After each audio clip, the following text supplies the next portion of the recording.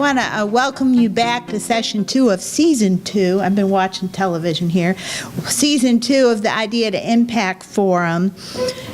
If you're new to Idea to Impact, you'll find that this forum has been designed really to begin a dialogue here on campus about the innovation process and moving ideas for new products, processes, and services out beyond our campus so it may do greater good for both us, the university, the region, and beyond.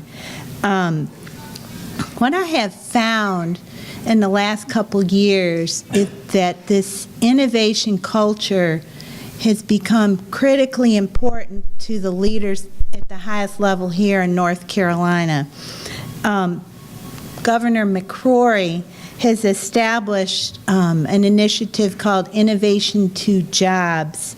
It's a council, I2J council, and they're charged with evaluating our culture here within the state and improving the climate so we can do better as a state in creating new businesses, new jobs, new revenue for the state. Partnering with that is another council called the University Innovation Council that has really just begun.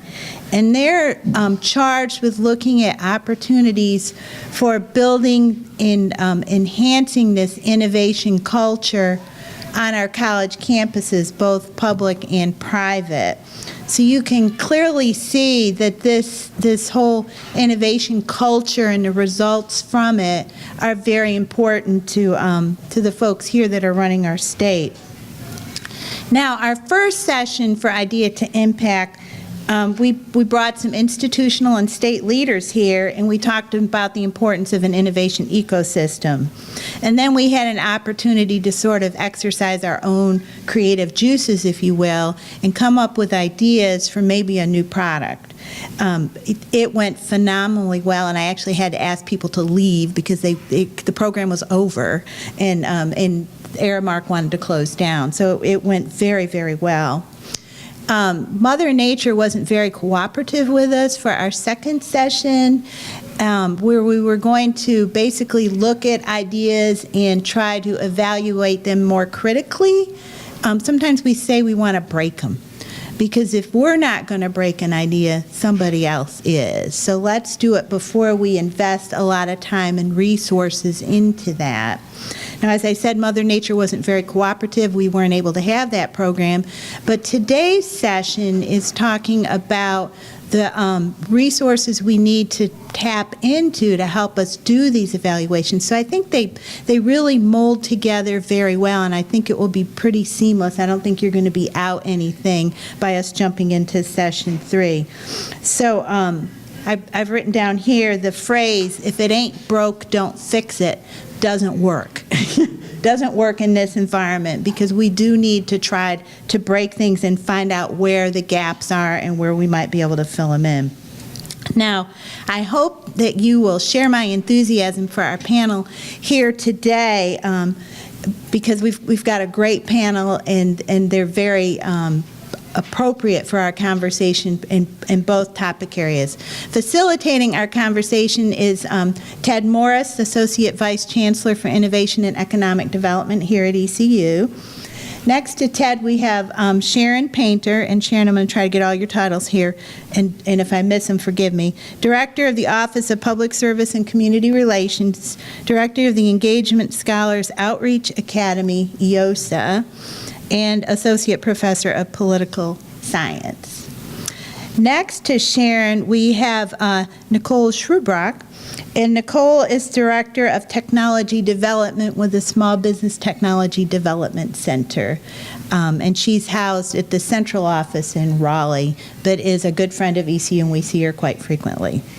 And then rounding out our program, I'm very excited to have with us Brad Griffin, who is the Vice President of Product Development and Creative Services for Practican. Practicon, which is a nationally known dental practice consulting and product development company that's actually located right here in Greenville. There's a bit more in your programs. I've got some bios written for each of those, so to save time, I thought we'd just write it down and have that work for you. Now, before we begin, let me just tell you about the format for today. Ted's going to facilitate the discussion for about 30 minutes, and then immediately following, we're going to have an opportunity for Q&A. You'll notice on your tables there should be some index cards and pencils, so please take advantage of those and write your questions on the cards. And when it is time for Q&A, we'll have our staff collect those cards. Carlisle, you want to raise your hand, and Diana? They will collect your cards and hand them to me, and we'll read them off. And we do that because we're going to have the whole program planned or videotaped, and we want to make sure that the questions are heard and understood. Immediately following Q&A, I hope that you'll stay around if you're able, because we're going to work on some more of these small group exercises, much like we did the last time.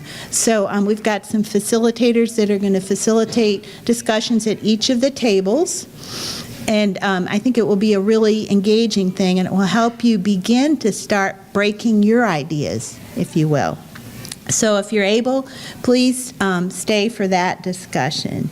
So the last housekeeping rule is yes, lunch is provided. Help yourself, get up, move around the room, all you like, and serve yourself. Just avoid walking in front of the cameras, if you will. The program is videotaped. None of you will be filmed, so you're safe there. And I can't think of anything else to say, so I think it might be best if I just turn it over to Ted and the team and let him get started. Thank you all for being here. Thank